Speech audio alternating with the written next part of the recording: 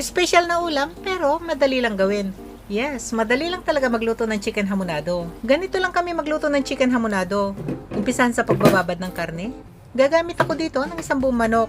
Tumitimbang nga pala to ng 1 kilo. Timplahan ng 1 tasang pineapple juice. No added sugar nga pala itong ginamit kong pineapple juice dito. Maglalagay din ako dito ng 1 tasa ng lime soda. 3 piraso ng dahon ng laurel. 2 kutsarang toyo at 1 kutsarita ng durog na paminta. At pagkalagay na nga ng lahat ng rekado, siguraduhin lang na haluin itong mabuti. Takpan, saka na ito lagay sa ref. Sa ibaba lang, huwag sa freezer. Saka na ito hayaang maibabad sa mga rekado ng at least 3 oras. Pero pinakamainam talaga kung maibabad ito hanggang kinabukasan. Eto na, matapos maibabad overnight, ganito na nga yung itsura nito. Patiktiking mabuti sa strainer para naman hindi ito magtalsikan mamaya sa panahon ng pagpipirito. Ito naman pinagbabarang sabaw, itabi lang, gagamitin pa natin yan. Matapos ngang mapatiktikang mabuti ang manok, pwede na magpirito at maggisa. Gamit dito yung malakas na setting ng apoy. Maglagay na ng 2 kutsara ng mantika.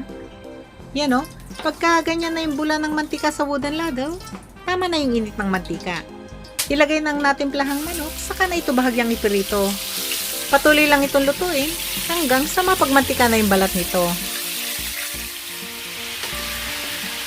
Yan no, nagmamantika na yung balat ng manok.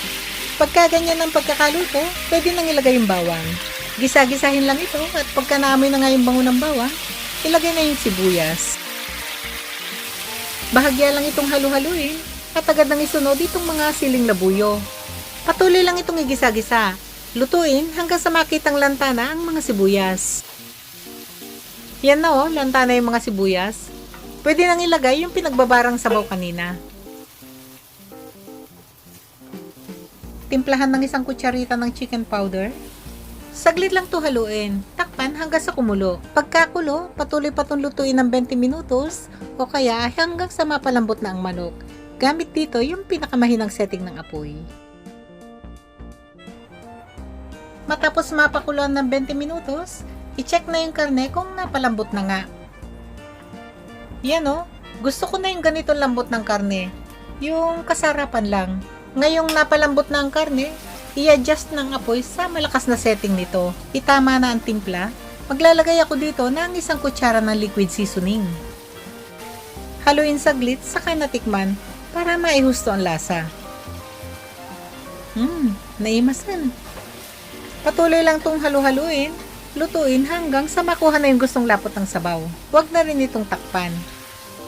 At pagka ganyan na nga, na nakuha na yung gustong lapot ng pagkakaluto ng sabaw nito, pwede nang ilagay yung mga pineapple slices.